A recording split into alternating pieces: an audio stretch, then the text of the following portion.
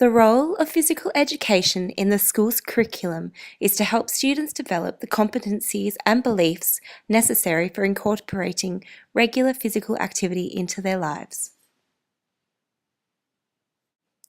An important part of a comprehensive physical education program is instruction in fundamental motor skills.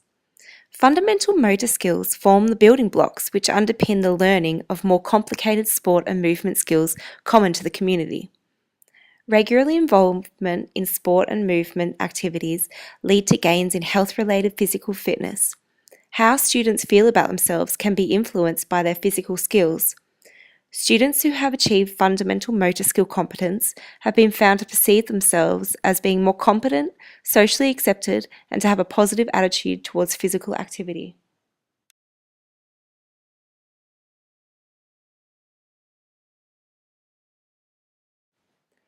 During the early primary school years, between prep and grade 3, students must be given the opportunity to learn the essential motor skills upon which later learning is dependent. These fundamental motor skills are often displayed by children at play. This includes my specific physical activity, which is the ball bounce.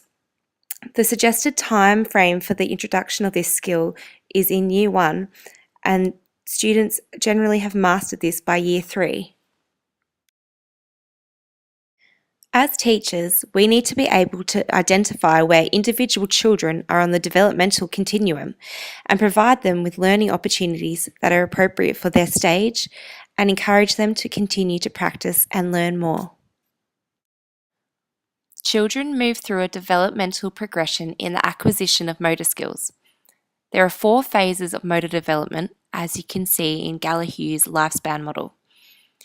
There is the reflexive movement phase, the rudimentary movement phase, the fundamental movement phase, and finally, the specialized movement phase.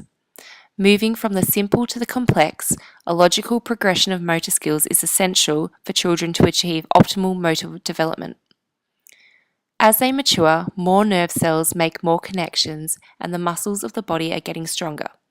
Until the brain is mature enough and the muscles are strong enough for a particular motor skill, the child will not be successful at mastering it.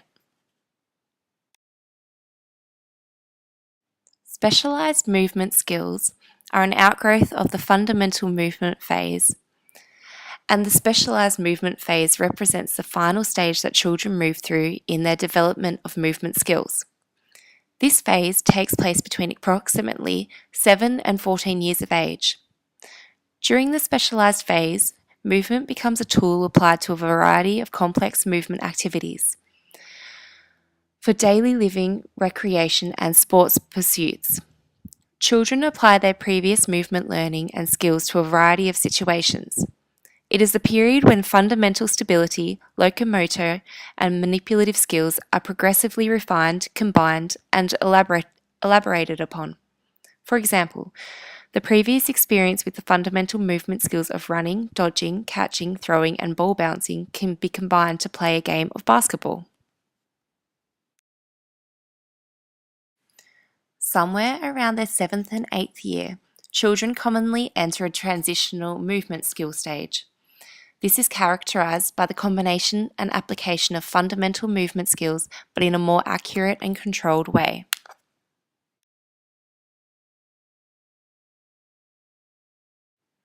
The process of learning the fundamental movement skills progresses through stages.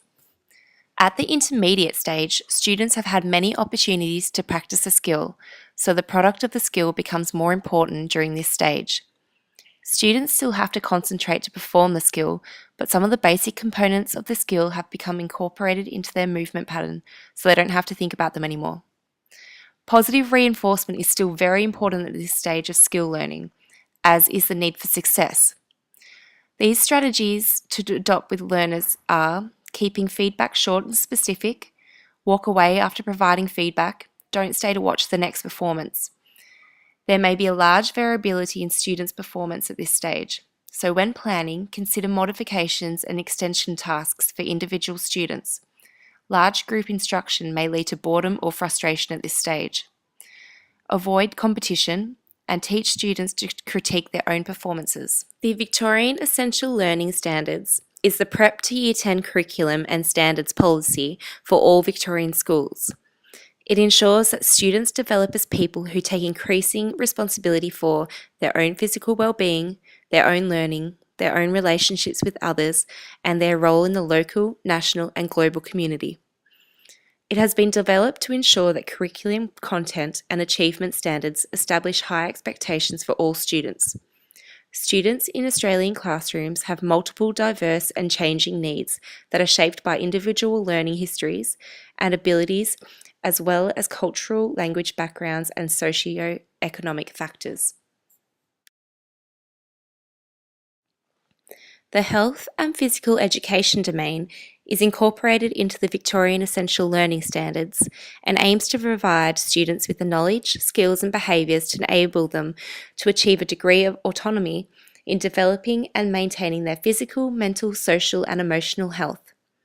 The domain focuses on the importance of a healthy lifestyle and physical activity in the lives of individuals and groups in our society. It also includes practical activities as well as learning experiences that explore a range of personal issues.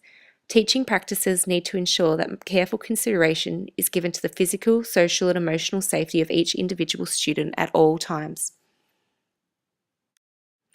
Now that we have covered the fundamental stages of our intended learner, I will now go through the specific steps on how to bounce a ball. Steps 1 to 5 are shown on the slides, and after a demonstrational video will show us these steps in action.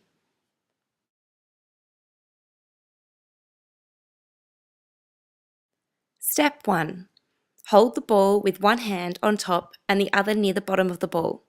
Make sure your palm is spread out wide to cover more surface area of the ball, and hold it with your fingertips. Step 2.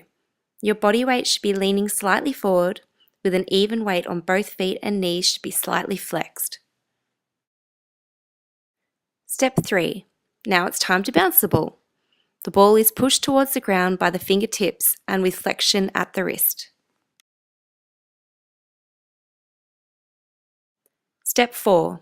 After pushing the ball down, the arm straightens during the follow-through with good control of the ball. Step 5.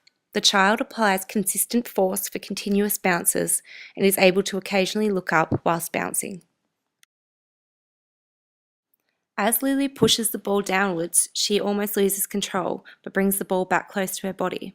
She needs reminding to flex her knees and lean her body weight forward to gain control of the ball. You can see during the slow motion that when she moves her body weight lower down, she is controlling the ball much better.